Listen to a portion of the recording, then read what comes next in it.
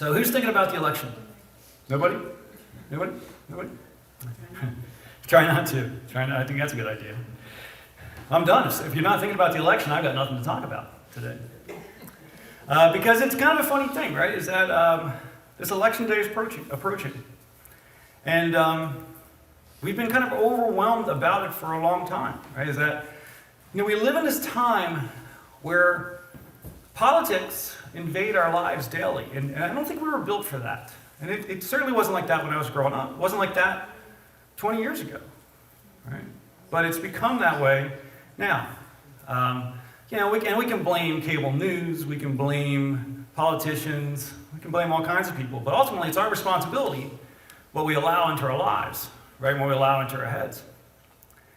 And as we look at this election, it's kind of different in the sense that election day is still 2 days away, but huge numbers of people have already voted, right? In fact, we won't know for sure until we get through Tuesday, but it seems in many states, more people will vote before the election than vote on election day. I think there's 12 states now where the number of early voters is greater than the total number of voters that we had in 2016. And I think these kind of elongated election cycles have a real effect on us. They cause us to be caught up in this a lot. And the tension of that, a tension that was meant for just a short time, close to the elections, has become this kind of unending tension. And normally what happens, though, is at least once you get to election day, and around bedtime on election day, normally the tension begins to break because you know who won. And you may be happy or not, normally. Does anyone expect to know who the president is at 11 o'clock on Tuesday night? Nope. There will be court challenges. There will be counting issues. And we will kind of be living in a time where on any given day, it looks like one candidate or the other is winning. And so at any given moment, you may be happy or you may be sad, right? And that's going to go on and on. And that tension is going to build as we wait. And we may wait days. We may wait weeks to know what the outcome is. And that tension continues to build. And then one day we will know. And all the tension goes away then, right? No. It's gotten broken, right? I'm 55 years old. I have no idea how many elections I've voted in, but it's been a bunch. I voted in all the ones I could, just to be clear. I wasn't like, did I go that year or not? No, I voted all the time. I just don't know how many that was. And normally you kind of have your disappointment or your excitement, and then we're all Americans. And we carry on, and we're all global citizens. We carry on, and that doesn't seem to be true anymore. That it seems to be that as this tension continues to build, finding out the results of the election will build brand new tension. Because you're either Team Trump or Team Biden, right? We're not Americans, right? That feels like what's happened. Now we know that's not true, right? And we're also more than that as well. What are we? Children of God, right? We are God's representatives on this earth, right? The way we live impacts how people see Jesus. And Jesus didn't walk around with a sword. Although, as a carpenter, I'm sure Jesus had big, strong arms, could beat anybody up he wanted to. That's not what he did, right? Yet somehow, it feels like that's what we think our job is. That in society, whether it's politics or Christianity, we feel like we've kind of had to take on this role as the big fighters and the big battle people. And that's not what Jesus did. And that's not what Jesus called for. Jesus called for something much better than that. But when our identity becomes tied up in politics, when our identity becomes tied up in an individual candidate for a particular office, most commonly president, but it could be any office, when we take on that identity, we're giving up our true identity. We give up our identity as children of God. And we've given up our identity that's tied to much bigger things, right? That, I hate to say this, countries come and go. I'm not hoping for the end of the United States, right, at all. I don't believe that's going to happen, no matter who wins. Not everybody agrees with me, but no matter who wins, I don't believe that end is near. But the reality is, in the past 2,000 years, world powers have shifted many times. that Jesus carries on. And his followers carry on. And his followers carry that message to whoever God places you in front of in our lives. That's where our focus needs to stay as we carry on. Now, I want to be super clear. Leadership matters. Hopefully I believe leadership matters, right? Hopefully we all believe leadership matters. Whoever is leading does matter. We need to make choices for good leaders. We need to do the best that we can to select the leaders that we believe are best. And it's important that we engage in that process. Voting is critically important. I mean, what an incredible blessing to live in a country where we get to do that. And what a blessing it is for all the people who fought and died to make sure we continue to do that and have that opportunity. And the way we honor all those folks who have done that is by participating in this process that we have through democracy. And it allows us to be part of a bigger process, and it allows us to live in a country that I truly believe is one of the best places available to live on this earth. But one thing that we have to remember, that all of these things, leaders, laws, and countries, are not perfect. Right? Things are good and things are bad. And things are not absolute either, right? There is no one party, there's no one political party that is absolutely right on every single issue. And there is no one politician who is absolutely right on every single issue. And as we look at life in this country, things are not all good and they are not all bad. Our history is not all good, but it's certainly not all bad. And as people propose new ideas, some of those new ideas are good, and some of those new ideas maybe are not so good. But we need to keep our minds open in all these things and engage in this process.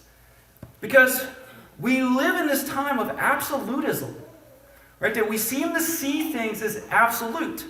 That this one politician is absolutely good, and this other one is absolutely bad. This one party is absolutely good, or absolutely bad. But politicians come and go. Right? Party platforms change. Pick both parties. Go through their lifespan. Their platforms have changed over years.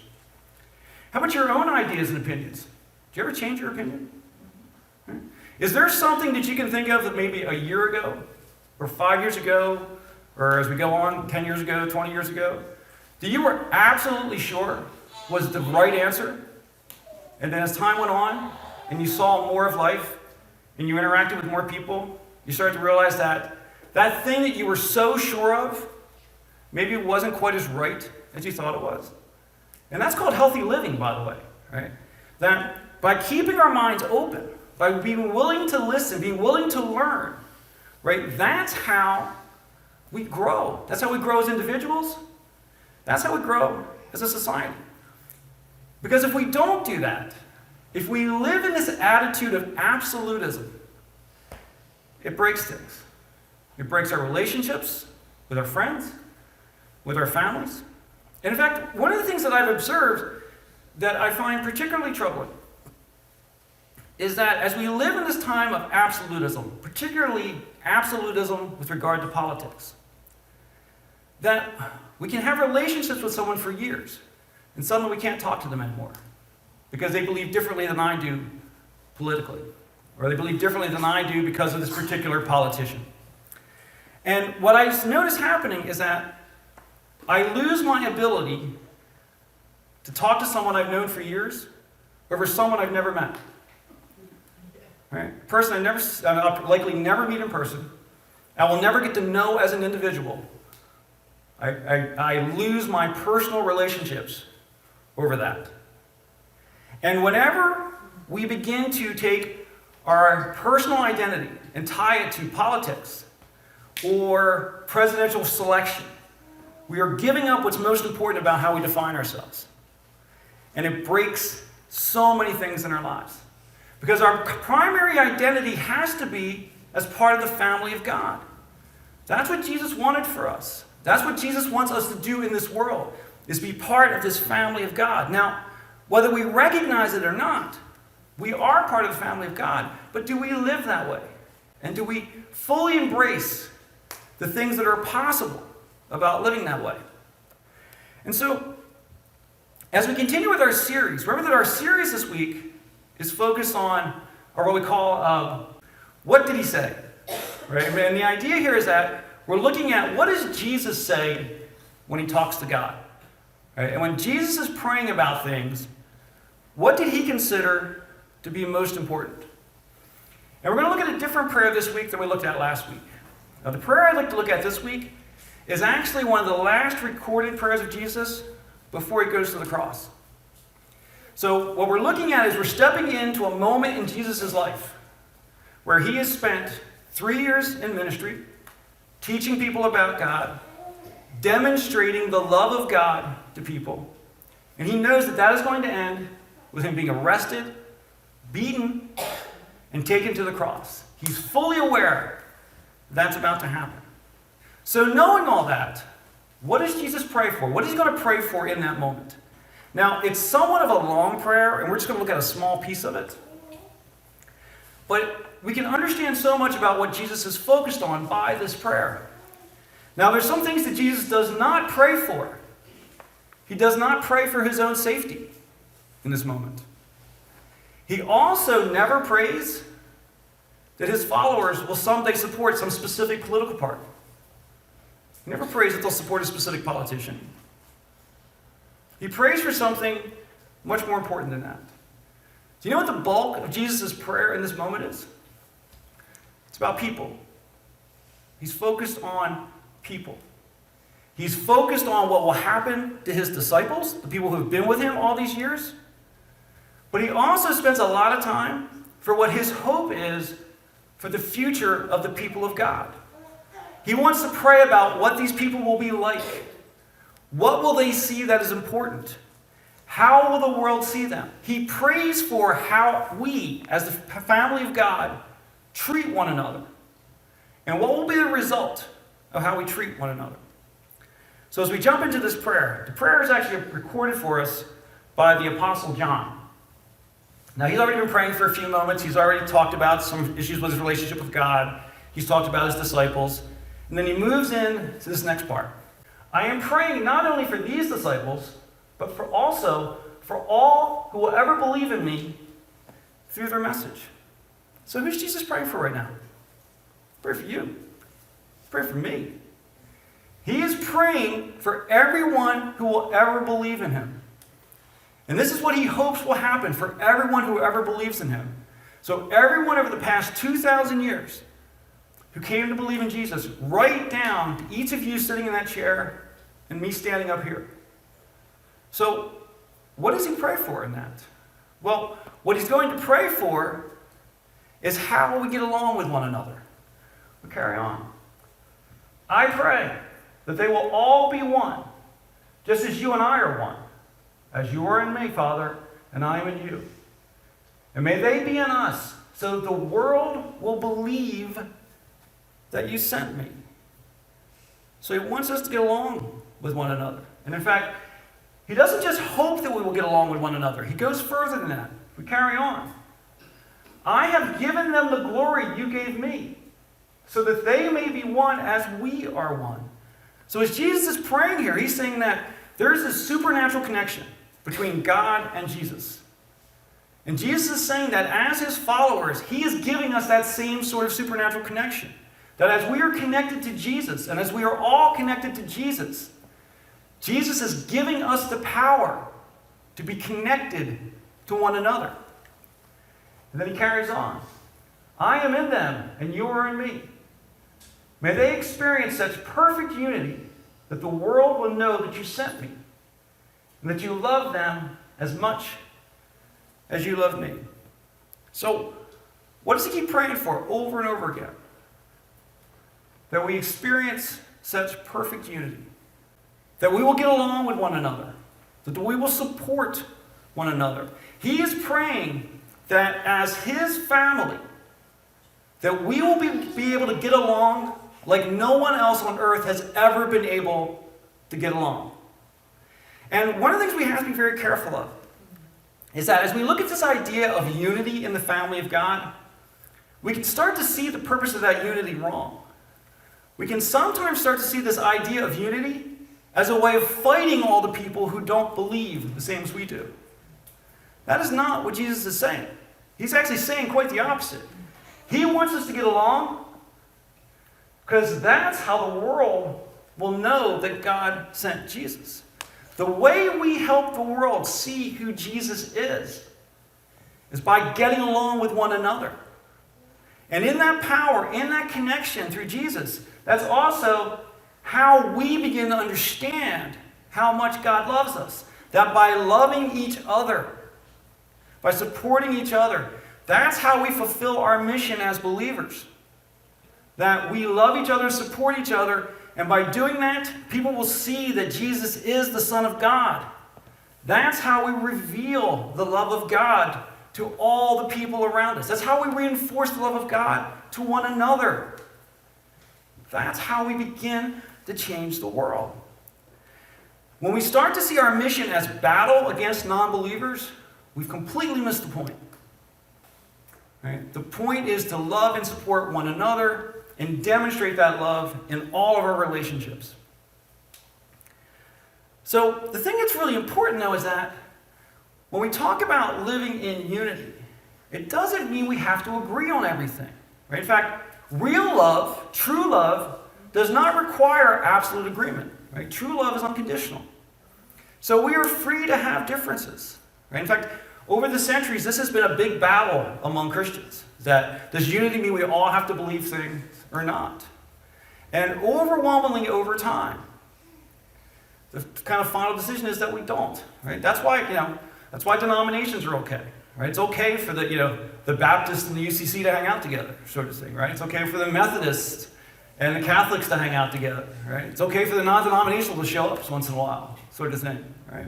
All that stuff's okay because we are unified as the children of God. But as I look around, as you look around, if you look around the country as a whole, or if you look around the Christian communities, do you see a lot of unity? Fortunately, I see a lot of disunity. I'm not saying I see no unity. There are certainly a lot of good things happening.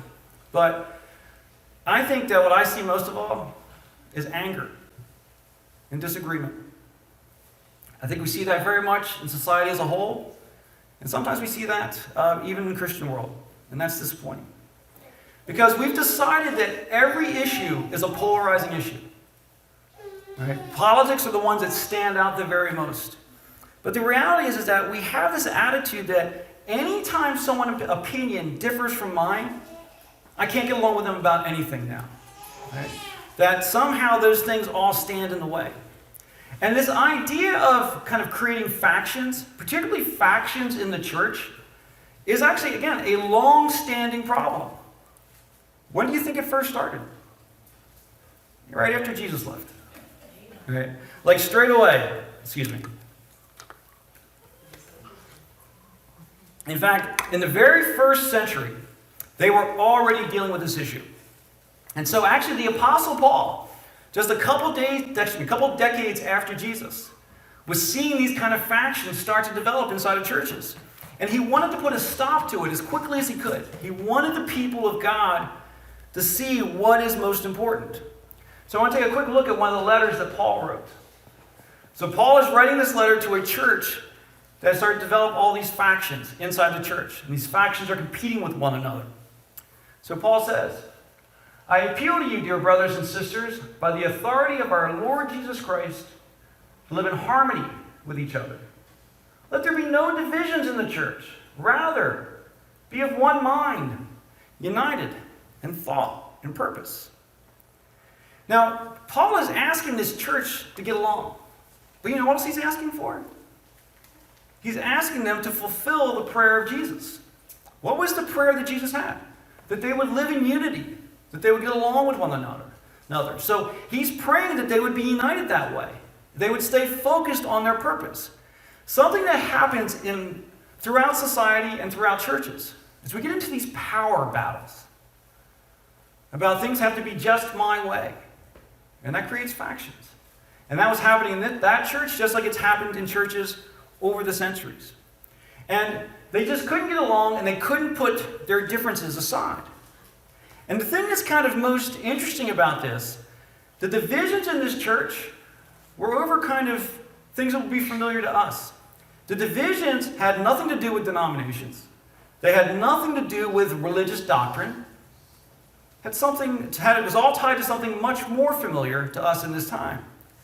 If we carry on, the cause. Well, some of you are saying, I'm a follower of Paul. Or others are saying, I follow Apollos. Or I follow Peter. Or I follow only Christ. So what was happening is there were identities based on who they follow building up. Who was the most important person to lead?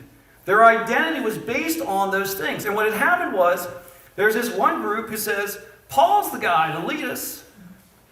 And there's another group that says, no, Peter's the guy to lead us. And those two groups couldn't get along with each other. And someone else is like, no, Apollos is the guy to do it. And now those three groups could not get along. And there's this other crew going, man, we just want to follow Jesus. And they couldn't get along with the other three either. And so this identity-based politics had risen up inside the church. Much like it seems to have happened now. Because what happens here now is these people are taking their eyes off of the core mission. They're taking their eyes off of what Jesus called them to do. And they placed their personal identity in the specific person they had chosen to follow. Now, as Paul calls them out for doing this, he's not doing it just to reprimand them. He isn't just yelling at them saying, stop it. Now, he does want them to stop it. But he wants to point out something way more important than that. If we carry on. Paul says, don't boast about following a particular human leader. For everything belongs to you. And you belong to Christ. And Christ belongs to God. In other words, when you tie your identity to following a specific person, you're missing the point. Right? That when you tie your identity to following a specific person, you're giving up something amazing that God has given you. That God has given you abilities and capabilities and opportunities to share His love with the world around you. He's given us the ability to change the world. And we give that up when we tie our identity in the following a specific person. Our identity needs to come from being a Jesus follower. And when we embrace that identity, that's when we can make the most of our capabilities. Now, as I was kind of getting ready for this week, it's kind of a tense idea to put together for Sunday mornings. I like to kind of joke and laugh a bit, but I really couldn't find a way to do that this week. And so I was kind of looking around for some more things to just kind of build this kind of case. And so I started looking at some commentaries. And I came across a commentary that really stood out to me. And it's from Dr. Charles Stanley. Right? If some of you may know Dr. Stanley. Charles Stanley leads a large church in Georgia. I think he's been a minister for like 60 years. Very successful, incredible speaker, an incredible theologian. And he actually comments on this specific issue. And I just wanted to I thought he did a really good job of saying it. So rather than steal his words, I thought I would share his words instead. So if we look at what Dr. Stanley says. Dr. Stanley says, it is absolutely useless to worry about who is more powerful or popular. And it's counterproductive to compete against one another as believers. In other words, what he's saying there is that as soon as we start focusing on winning, it causes us all to lose. Right? And he carries on. The Lord created us to work together, not to gain advantage over each other. He has given us every good thing we have, and we are to use all of our gifts, resources, and talents to His glory, not our own. So every good thing we have comes from God. Right? Competing and disunity misses the point. It draws us off of what we're supposed to be doing. It takes our eyes off of what's possible. Now, when we go through this idea of competing, right, it so often comes back to this identity issue, right? That in this church that Paul was writing to, their identity was tied to the church leaders. In our time, our identity is tied to political leaders. And one of the things we have to be really honest with ourselves about, that when we do that, when we tie our identity to a particular leader, it's about power. Right? That's why we do that. Right? Because if we were focused on what is right, what is good, what is healthy, we find all that in Jesus. When we start looking at a person to supplement that, that's about power. It's about what we can gain. Right? That's what Paul was seeing happen in that church. And I think it's something we need to be very cautious about as believers. Because one of the things that we have to realize is that anytime we're following kind of human leadership, it's so often about kind of what we can kind of get from it, right? As opposed to what we can do. And so it's so important that we identify first as Jesus followers. That's how we glorify God. That's how we make a difference, right? By supporting each other, loving each other, and loving the people around us, even the people who don't agree with us, right? We have to do that. Now, as I kind of started out saying, leadership absolutely matters, and we have to participate in the process of selecting our leaders. We absolutely need to do that. But once you've voted for this presidential election, when do you get to vote again? 4 years, right? I had figured out the number of days, but it didn't sound as impressive as I thought it would when I said it, so I won't say it. But is that means that my influence in the political process, your influence in the political process, you do it now, you can't do it again for 4 more years. Or close to it. As you get closer, you can start to support candidates and so forth. But it's a long way off until you can affect the political process again. So what good is it watching political news every day for the next 4 years? How do you make a difference in anything? Getting angry every day for the next 4 years. How do I make a difference? Because trust me, I can be angry every day. Right? That's not good. It's not good for me. It's not good for you. It's not good for any of us. So I think what we need to do is to make the most of every day that we have. Because although our impact on the political process is limited, how much impact do you have on how you live your day every day? You have incredible impact. Of course, there are circumstances that create challenges, but you have a whole lot to say about what you do with each day. And I think we need to choose to live each day well. We need to stop focusing on finding advantage. We need to stop focusing on what we can gain. If we wake up every day with the attitude of, what can I give today? What can I do today? How can I impact someone's life today so it's a little bit better than it would have been because I was here? Right? That's what we need to do. We need to embrace that, what we call godly wisdom, the way to live with people as God leads us to.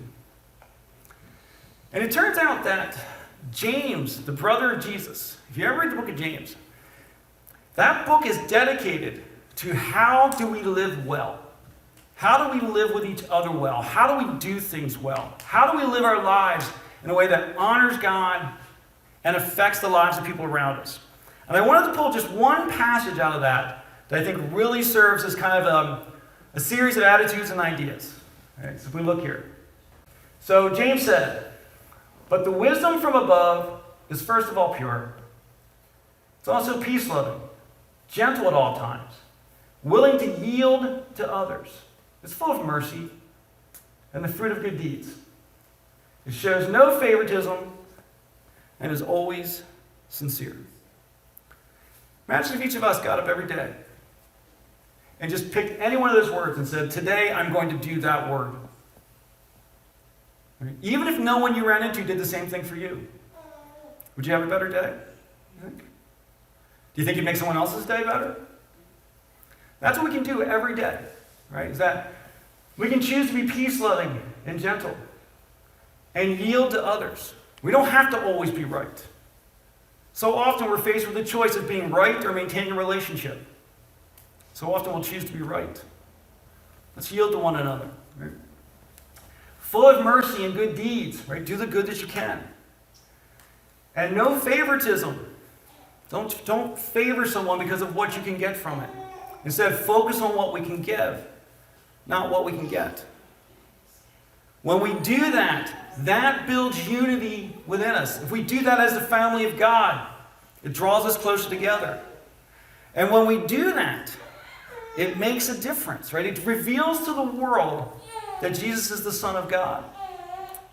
So as this election winds down, whether we know this time next Sunday, which doesn't seem likely, or whether we find out on January 20th, we're rushing to figure out who it is. I don't know where the answer is going to be, somewhere in the middle of that, right? But in the end, roughly half of us are about to be really unhappy, no matter which way it goes. So what's the answer going to be? Are we going to be angry? Are we going to be angry for the next 4 years? Or are we going to try to do something more than that? We're going to be focused on an incredible opportunity. I mean, imagine if I just walked up to you and I said, I can prove to you right now that you can fulfill one of Jesus' prayers. Well, that's what we have. That's the opportunity we have. What an amazing idea. Right? Jesus, at the end of his ministry, prayed that something would happen. That something was that we would live together in unity with one another. We have that opportunity. What an incredible opportunity. Right? So in the days, weeks, and years ahead, no matter how all this election stuff goes, let's embrace this incredible opportunity to fulfill the prayer of Jesus. Let's pray quickly, and then we'll do communion. So Lord, I thank you for what you give us. Lord, and that we are together in your family. Lord, I pray that our hearts and minds are connected in that idea. Lord, and I pray that we would come together as your family, Lord, that I believe you have called us to change this world by embracing the love that you give us and sharing that with those around us, Lord. So I pray that in each day, that's the choice we would make. I pray that in our hearts, that we would be anchored in who you are, Lord, and who we are in you. Lord, that we would trust that you have an incredible plan for our lives, Lord, that the gifts you give us empower us to make a difference, Lord. And Lord, you're not calling us into to fist fights. Lord, you're calling us into warm hearts. Lord, that as you loved us as we are, I pray that we would love one another as we are. Lord, and I pray that we would embrace the unity you give us. Lord, as we celebrate this communion supper, Lord, what you wanted us to see is that in you we become one. That through your sacrifice we are one. So Lord, I pray that that would be our identity in each day. As we look into days and weeks ahead, Lord, I pray that we would never lose our identity as your family. Lord, so I pray that you strengthen each heart here, Lord. Lord, I pray that you move on each of our hearts to look for what we can do with each day. Lord, I praise you, Lord. I thank you for all we have. And I pray this in Jesus' name. Amen.